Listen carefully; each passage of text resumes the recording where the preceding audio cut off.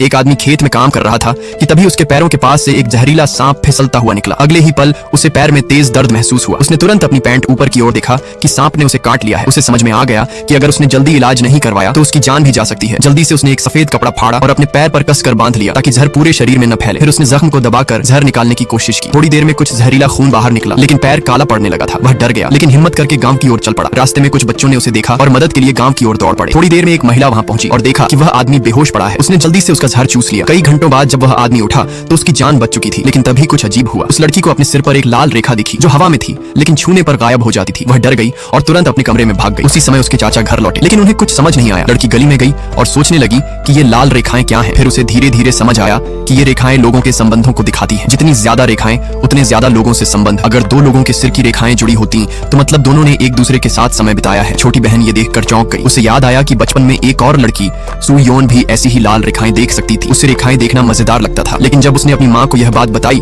तो माँ बेहोश हो गई क्योंकि उसके पापा की कई लाल रेखाएं थीं। सब एक ही बिंदु पर जाकर मिलती थीं। इसके बाद सुयोन गायब हो